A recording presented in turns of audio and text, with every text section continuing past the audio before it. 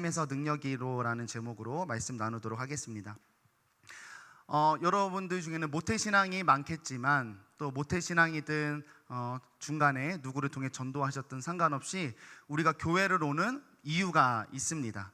좋은 사람을 만나고 싶고, 좋은 말씀을 듣고 싶고, 또 마음의 힐링을 얻고 싶고, 또 인생의 해답을 찾고 싶고, 또 어떠한 결정 상황에 있다면 문제를 해결하고 싶어서, 그러니까 이렇게 나의 현실적인 변화, 또 현실의 삶의 도움과 소망을 얻기 위해 교회를 소위 시작을 하게 됩니다. 그런데 막상 교회에 가면 저희의 이런 기대와 다르게 갑자기 죄에 대한 이야기를 합니다.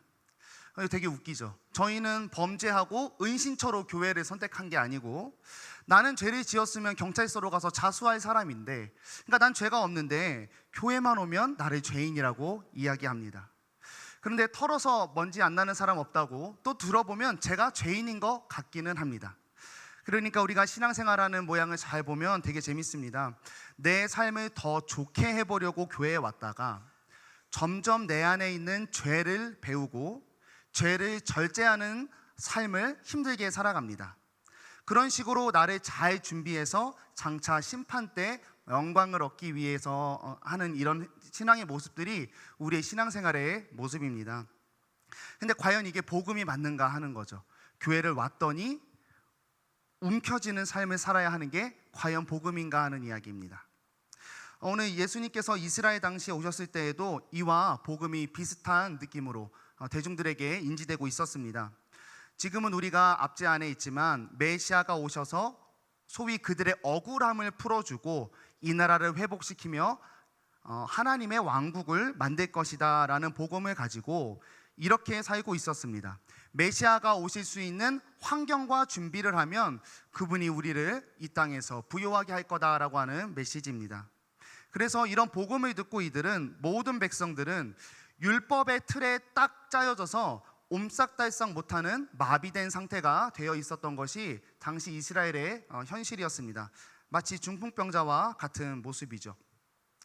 왜냐하면 구약이 잘못된 게 아니라 죄된 인간은 본질적으로 그것을 지킬 수 없는 상태에 지금 처해져 있기 때문입니다. 한편 백성들은 이렇게 율법 아래에서 전전긍긍하며 살아가고 있었는데 종교 지도자들은 조금 다르게 신앙을 받아들이고 있었습니다. 그들 역시 마찬가지로 율법의 요구를 다 충족하지 못해서 온전하지는 못했지만 그래도 율법, 성전, 제사와 가깝게 있다는 안도감에 자신을 보지 못하는 영적 맹인이 된 상태로 그렇게 이스라엘에서 메시아를 기다리고 있었습니다. 자, 이런 상태의 땅에 예수님께서 이제 신약에 오시게 됩니다. 오셔서 진짜 복음을 보여주십니다. 죄에서 해방되고 병에 눌렸던 자들이 일어나고 율법에서 자유함을 얻게 되고 어떤 눌려있던 모든 자들이 회복되는 것을 예수님이 보여주십니다. 그러니까 당시에 이스라엘도 지금 우리도 장차 나중에 올 거라는 그 복음이 예수님이 오시자마자 이 세상에서 성취되고 있는 것이죠. 정죄의 복음, 그래서 내 죄를 알려주는 그 복음의 은혜뿐 아니라 자유의 복음이 선포되기 시작했습니다. 실제로 우리 삶에 복음이 나타난 거죠. 오늘 말씀은 예수님께서 중풍병자를 치유하는 유명한 이야기입니다. 오늘 말씀을 통해서 예수님께서 왜 우리 삶에 어떤 의미에서 복음인지 한번 살펴보도록 하겠습니다. 우리 성경책을 보면서 오늘 말씀을 좀 보겠습니다. 우리 17절 보시면 예수님께서 가르치실 때에 갈릴리 각 마을과 유대와 예루살렘에서 온 바리새인과 율법 교사들이 앉았는데 이렇게 나와 있습니다. 웃기죠? 저는 웃겼습니다. 왜냐하면 기이한 현상이 일어난 거예요. 예수라는 한 청년이 가르침을 시작했는데 이스라엘 나라 곳곳에 있었던 파워 계층들, 정치, 종교, 사회적 파워 계층들이 한 청년의 가르침을 주의하여 순수하게 이렇게 모여 있는 걸 보면서 이렇게까지 할 일인가 싶었던 거죠. 과연 이들은 순수한 열망에서 예수님의 말씀을 들으러 왔을까 하는 의문이 들었습니다. 근데 그렇진 않았습니다. 이들은 어떤 이유로 왔냐면 자신들이 이제 이스라엘을 쥐고 있는 권력층인데 한마디로 예수라는 신흥 세력이 모여나고 사람들이 뭉쳐나고 있으니까 이게 우리의 편인지 우리의 가르침과 다른지 나에게 위협이 되는지 도대체 어떤 세력인지 감시하러 온 거죠. 그래서 압박을 넣으려고 무대기로 소위 무더기로 예수님께 지금 찾아왔습니다. 그런데 여기에서 성경은 의미심장한 문구를 하나 뒤에 덧붙이고 있습니다. 바로 병을 고치는 주의 능력이 예수와 함께한다라는 이야기입니다. 사실 겉으로 봤을 때는 지금 종교 지도자들과 예수님이 비슷해 보입니다. 율법을 가르치고 백성을 가르치고 하나님께로 소개하죠. 그런데 종교 지도자들과 다른 예수님만의 차별점을 누가가 언급합니다. 그건 뭐냐면 가르치실 뿐 아니라 실제의 삶에 능력을 행하실 수 있는 분이다라고 하는 점을 본문이 이야기하고 있습니다. 자, 이런 상황에서 스토리는 너무 유명해서 잘 알고 계실 것 같습니다. 친구들이 이제 중풍병자 자신의 친구를 이렇게 침상째 달아오는데 막혀가지고 지붕 뚫고 예수님께 내려서 죄사함을 받고 치료도 됐다라고 하는 그의 이런 이야기입니다. 자, 우린 이렇게 예수님께서 치유하는 사건을 성경에서 많이 보게 됩니다. 그런데 이 치유하는 이 그림을 통해 우리가 무엇을 읽어내야 하는지 굉장히 중요한 방향이 필요합니다. 우리는 예수님께 치유받은 많은 사람을 보면서 이 정도의 이해를 넘어서야 됩니다. 어느 정도의 이해냐면 나도 치료받았던 저 사람처럼 예수님을 잘 믿어서 회복되어야겠다. 치유받은 한 사람이 믿음의 모델로 나에게 다가와서 나도 저 사람처럼 믿음 생활해야지 라고 하는 것에서 끝나면 안 됩니다. 만약에 예수님께서 단지 치유하시는 게 목적이었다면 그냥 한 번에 쫙 모아놓고 한 방에 치유하면 될 일이었습니다. 또한 그 도움이 필요한 자에게 치유만이 목적이었다면 집집마다 개인 신방을 찾아가서 의사처럼 고쳐주면 되는 일이었습니다. 그런데 우리가 성경에서 많이 보면 알 수 있듯이 예수님의 치유 사역은 주로 많은 무리들 앞에서 행해졌고 그 많은 무리들이 치유하는 이 장면을 보고 하나님께 영광을 올려드리는 모습을 저희는 성경에서 많이 목격하게 됩니다. 그럼 복음서에 나타나는 이런 치유의 사역들은 표적이라고 합니다. 이 사건이 가르치고 있는 메시지가 있고 대상이 있고 의미가 있는 것이죠. 주로 어떤 것들을 가르치냐면 죄인을 오는 병자를 회복하면서 이스라엘아 너희 상태가 지금 이러하다라고 하는 점, 혹은 하나님의 나라는 이런 일들이 일어나는 곳이야 라고 하는 점, 그리고 그것을 예수인 내가 이룰 수 있다라고 하는 점 등을 사건을 통해 저희에게 많은 것을 계시해 주시는데, 오늘 그러면 이 사건을 통해 예수님은 무엇을 드러내려고 하시는가 한번 알아보겠습니다. 우리 18절 보면 중풍병자가 나옵니다. 중풍병자는 한마디로 말하면 마비된 사람입니다. 옴싹달싹 할 수 없는, 원인은 지금 불명이지만 주로 이때의 사람들은 죄로 인해서 이렇게 됐다라고 생각을 하였는데요. 이 중풍병자가 이제 예수님을 만나러 가는데 19절에 보면 무리 때문에 메고 들어갈 길을 얻지 못한지라 나와 있습니다. 여기에 나타난 무리는 예수님 가르침 받으려고 온 무리들도 있겠지만 17절에 특별한 무리를 소개했죠. 바로 종교 지도자들입니다. 그러니까 이 그림은 이제 피조물로서 온전한 기능을 잊어버리고 묶여있는 한 사람이 이제 회복의 현장으로 가고 있는데 종교 지도자들이 가운데를 딱 막고 있어서 치료가 안 되고 있는 그림 언어를 보여주고 있습니다. 여러분, 지금 중풍병자는요, 누가 봐도 위급한 존재로 보여지고 있고 도움이 필요한 한 사람입니다. 아니, 친구들이 침대째로 들고 오는데 당연히 도움한 응급 환자이지요. 그러나 종교 지도자들은 그를 생명으로 인도하지 않았고 오히려 접근길을 막은 채로 예수가 과연 나의 편인지 판단하고 있었습니다. 그들은 생명에 집중하는 하나님을 닮은 지도자가 아니었고 자신의 권위와 이권과 위협이 중요한 그런 사람들이었습니다. 이 모양은 당시 이스라엘의 종교의 모습을 잘 드러내고 있습니다. 여러분, 이스라엘이 어떤 나라지요? 구약 내내 정말 하나님의 가없는 은혜와 또 하나님의 한번 택하신 그 신실한 사랑으로 인해서 긍휼과 용서와 사랑으로 서 있는 나라입니다. 그래서 하나님의 긍휼과 자비와 사랑이 주된 질서와 법과 근간이 되어야 하는 나라이죠. 그래서 율법에도 보면 종과 과부와 이방인까지에게도 은혜를 베푸는 내용들이 있을 정도로 이스라엘은 그 어떤 나라보다 사랑과 은혜의 질서가 세워져야 하는 나라였습니다. 그런데 지금 이스라엘의 종교성을 대표하는 지도자들이 하나님의 마음을 담지 못한 채 특권 의식만 갖고 오히려 생명이 필요한 자들을 옥죄고 있는 모습이 드러나고 있습니다. 병자들을 하나님께 저주받은 죄인으로 정죄하는 그들이었고, 높은 율법의 잣대로 또 그 율법을 세분화시키면서 그 지들과 자신을 선그으면서 자신들의 거룩함을 자랑하는 그들이었고, 그 상태에서 도저히 벗어날 수 없게 만드는 그런 상황이었습니다. 그런데 이런 상황에 지금 친구들이 이제 등장을 하게 됩니다.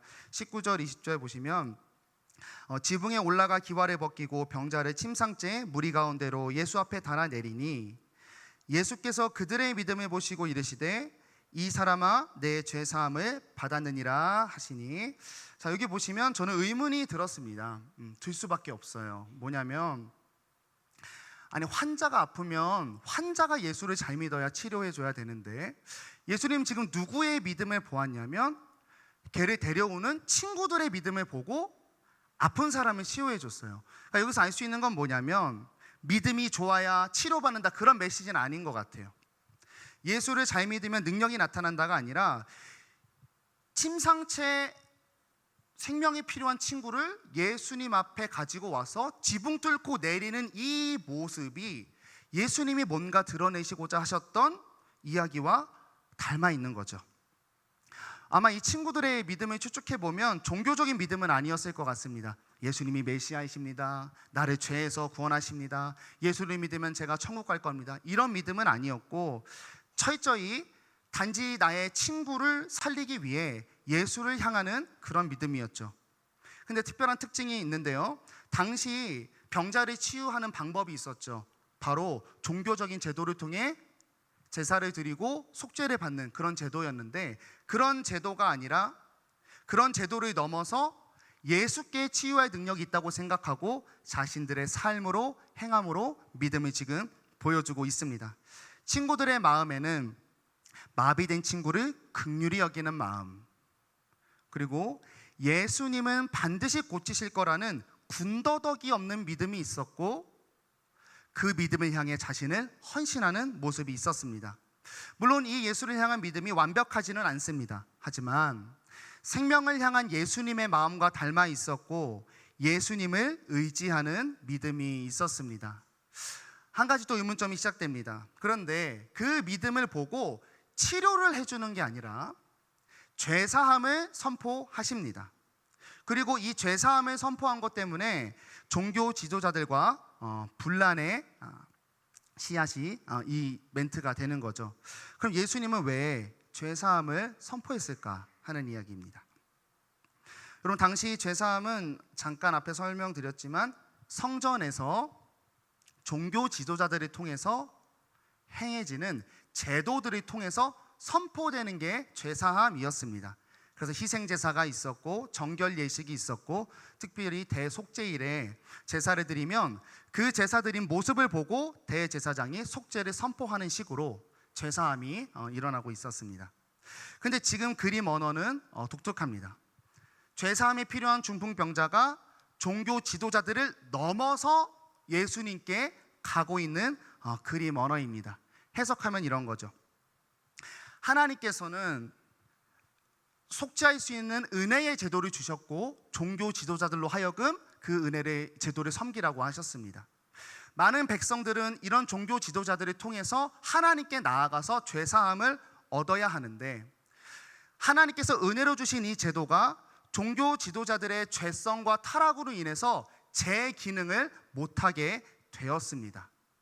그래서 예수님께서 뭘 하러 오셨냐면, 죄사함의 기능이 무너진 그 땅에 내가 죄사함을 기능을 감당할 수 있는 십자가의 사역으로 이젠 종교 지도자를 통해 하나님께 가는 게 아니라 나를 통해서 하나님께 갈 수 있다라고 하는 그 십자가의 사역의 그림이 오늘 종교 지도자의 모습을 넘어 예수께 가는 그 그림과 너무나 잘 맞아 있는 거죠. 그래서 예수님께서는 종교 지도자를 넘어서 자신들에게 온 병자에게 죄사함을 선포하심으로써 예수님께서 장차 이루실 십자가의 그림을 보여주고 있습니다. 내가 십자가에서 죽음으로 단번에 영원한 속죄제를 드리겠다. 그리고 부활하여 너희를 성전 삼아서 나의 이름으로 하나님께 나아갈 생명의 길을 열겠다라고 예수님께서 우리에게 보여주고 계십니다. 여러분, 이게 얼마나 복음인가요? 이스라엘 백성들에게는 타락한 종교 지도자들 밑에서는 복음이 있을 수가 없었습니다. 그들이 돌보지 않으니까요. 그런데 지금 예수님으로 인해서 생명의 복음이, 새로운 길이 열리게 되었습니다. 오늘 이 그림을 보면서 우리 자신을 점검할 수 있기를 바랍니다. 여러분, 그리스도인 우리는 물론 종교 지도자는 아닙니다. 그런데 예수님의 십자가의 은혜를 입은 우리는 예수님 안에서 이런 존재가 되었다고 우리 사도 바울이 이야기하고 있는데요. 우리 고린도후서 5장 17절에서 18절 말씀 함께 읽도록 하겠습니다. 시작. 그런즉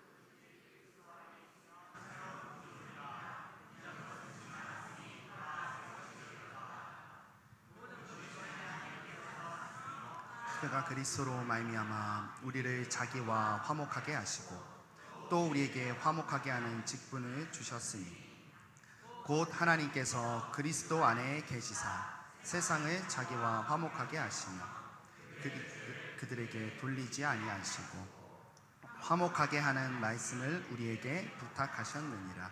아멘. 우리는 제사장은 아니죠. 또 제사장직은 예수님께서 완성하시고 성취하심으로 없어졌습니다. 그리고 예수와 연합된 우리에게 새로운 직분을 주셨는데, 제사장적 직분을 주셨는데, 그게 뭐냐면 복음이신 예수께로 세상을 인도하는 직분을 우리에게 맡기셨습니다. 여러분, 우리 주변에 어떤 사람이 있습니까? 도움이 필요한 사람, 돌봄이, 또 위로와 공감이, 그리고 사랑과 관심이 필요한 사람이 많이 있습니다. 자신의 죄로 인해서 묶여있는 사람들이 있고, 혹은 죄된 세상으로 인해서 눌려있고 고통받는 사람이 있습니다. 여러분, 그리스도인은 먼저는 부름받은 백성으로서 지금 우리처럼 나의 신앙을 지키고 기품으로 가져가는 이 거룩의 일이 먼저 중요합니다. 근데 두 번째 또 뭐가 중요하냐면, 세상에 보냄받은 제자로서 나의 주변을 예수로 대하고 그렇게 예수를 소개하고 그렇게 그들을 예수로 향하게 하는 그런 두 번째 우리의 사명을 감당할 수 있어야 합니다. 우리가 신앙생활할 때 여러분, 이기주의라는 세속화, 나만을 위한 신앙, 그 세속화가 우리의 신앙에 일어나지 않도록 해야 합니다. 특별히 어디를 돌아보셔야 하냐면요, 가까이에 있는 사람을 주위에서 보셔야 합니다. 여러분, 사실 우리는 근데 구제와 이런 위로 사역을 하고 있습니다. 교회에서 행해지고 있는 사역을 통해 공식적인 긍휼의 사역, 구제의 사역, 중보적으로 기도하는 사역을 감당하고 있습니다.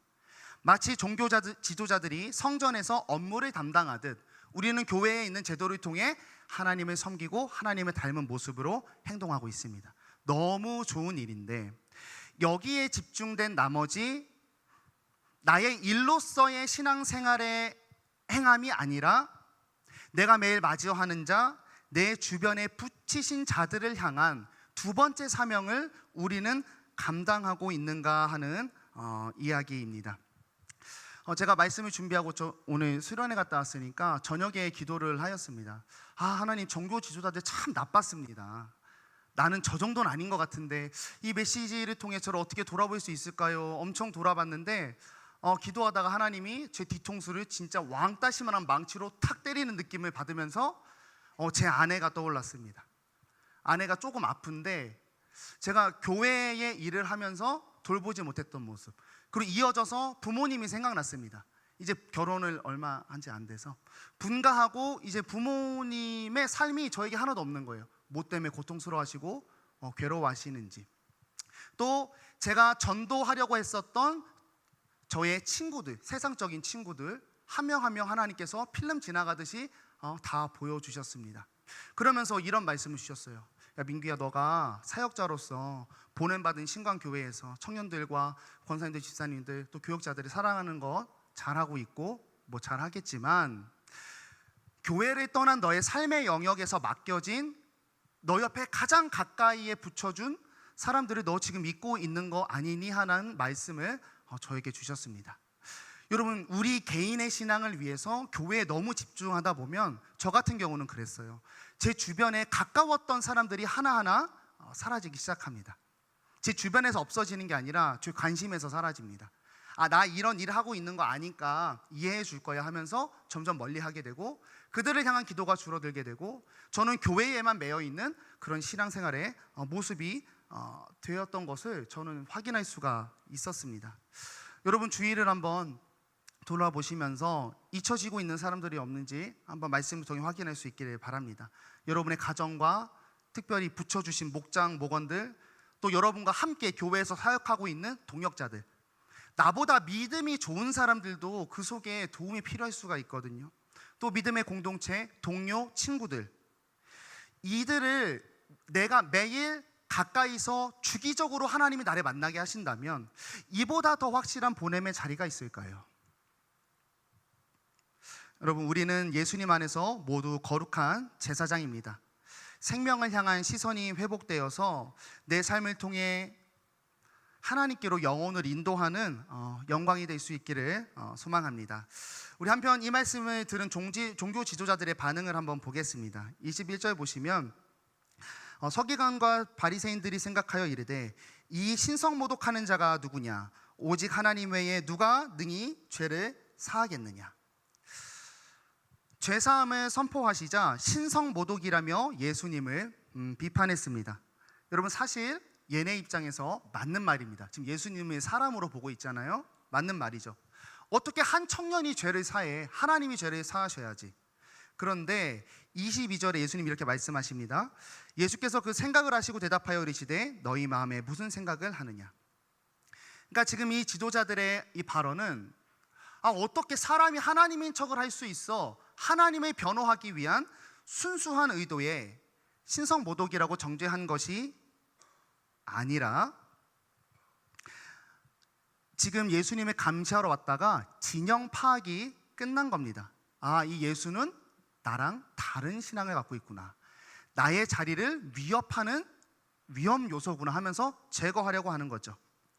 여러분, 하나님이 죄사함을 하시지만 그 진행과 선포는 지금 종교 지도자들의 몫이었습니다. 속죄제를 드려주고 선포하는 일이었죠. 근데 지금 자신의 밥그릇이, 자신의 신변이, 자신이 누리던 세계에 예수로 인해서 금이 가기 시작하고 있습니다.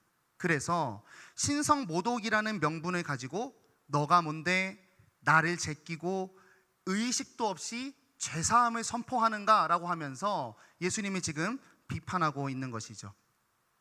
여러분, 예수님 앞에선 이 두 가지의 믿음의 모습이 나타납니다.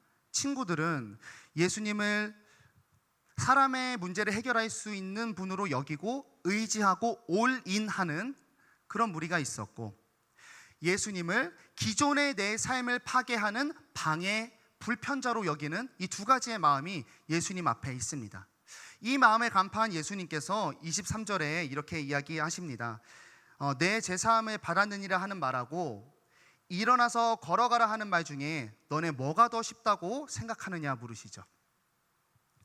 여러분, 종교 지도자들에게 뭐가 더 쉬웠을까요? 네, 죄사함을 받았다고 말하는 게 너무나 쉬운 일입니다. 해오던 거기도 하고, 죄사함 받았다고 말해도 이게 죄사함이 됐는지 안 됐는지 안 보이는 일이죠. 그들에게 뭐가 어려웠냐면 병고침이 실제로 일어나도록 하는 일이 굉장히 어려웠습니다. 왜냐하면 그들에게는 하나님이 주시는 은혜의 능력이 나타나지 않았기 때문입니다. 하나님이 주신 은혜의 제도는 갖고 있었고 알고 있었지만 텅 빈 공갈빵같이 능력이 없었던 당시 이들의 모습을 보여주고 있습니다. 근데 여러분, 실제로는 무엇이 더 어려울까요? 여러분, 치료하는 거는 자연의 영역에서도 일어날 수 있는 일이고, 특별히 창조주 되신 예수님께는 너무나 쉬운 일입니다.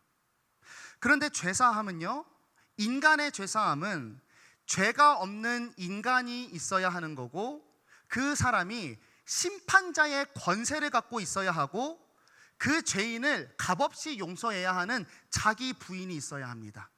특별히 예수님께서는 이 공의를 맞추기 위한 십자가의 무거운 짐이 앞에 있었죠.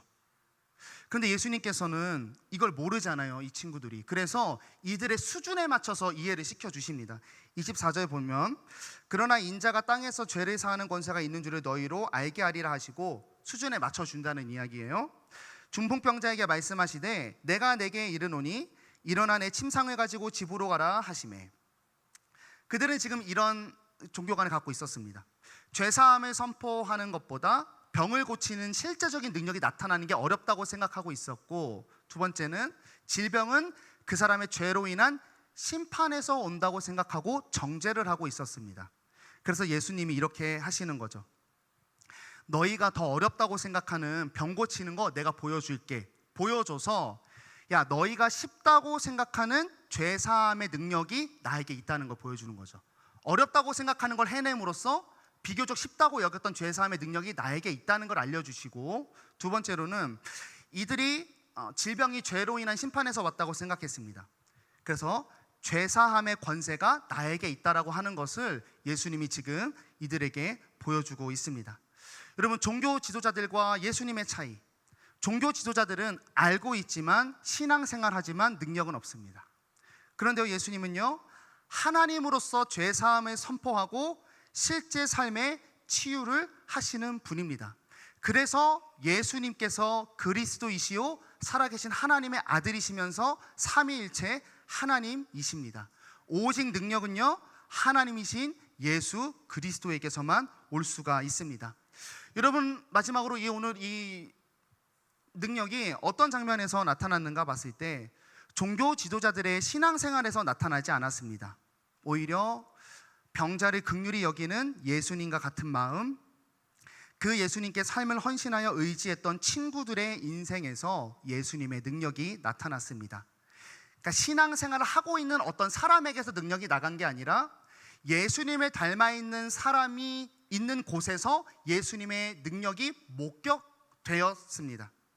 여러분, 참된 회복은 인간에게서 나오지가 않습니다. 우리는 물론 문제를 단기적으로 해결해 줄 수 있습니다. 빚을 갚아줄 수 있고 병원에 가게 해줄 수 있고 고통과 마음을 위로해 줄 수 있습니다.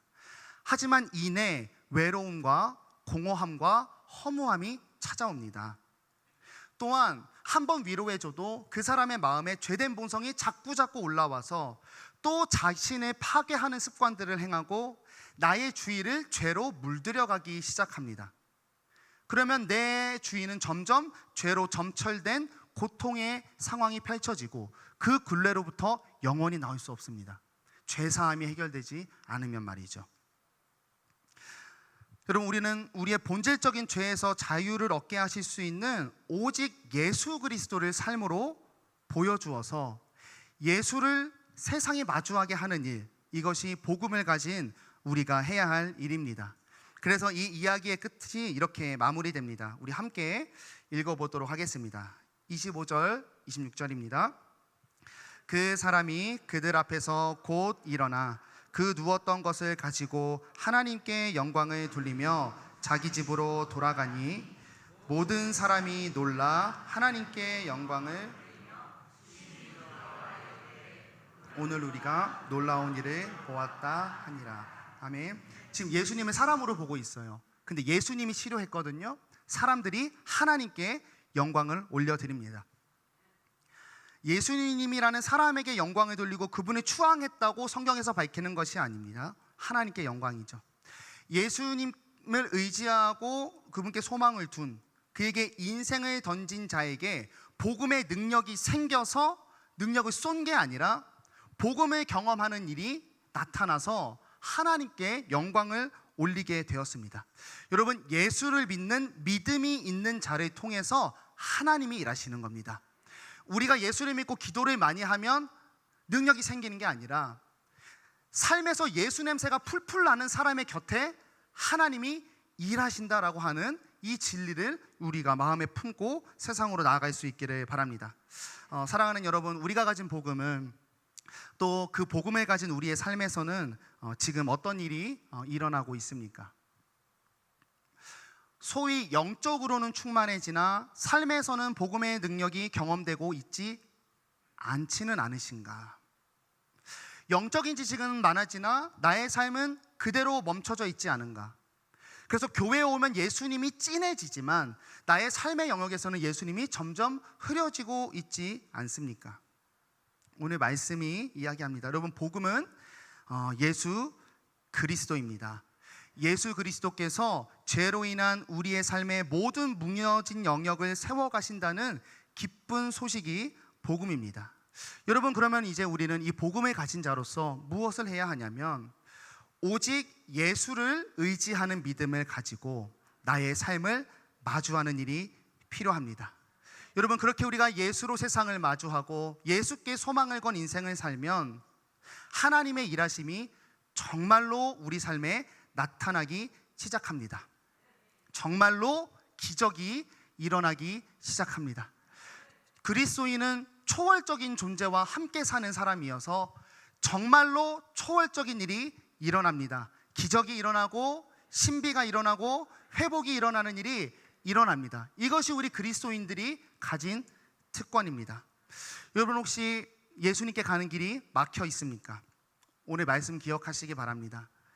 인간의 죄성이 종교 지도자들이 막아버린 그 길을 예수님께서 십자가의 죽으심으로 뚫고 사랑으로 기다리셨다고 하는 이야기죠.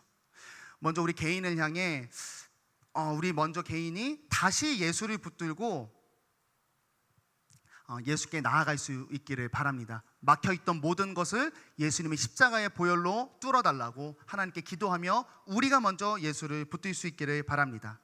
그리고 또 다시 예수를 붙들고 나를 보내진 삶을 마주하여서 하나님의 능력을 경험하는 우리가 될 수 있기를 소망합니다. 기도하겠습니다. 하나님,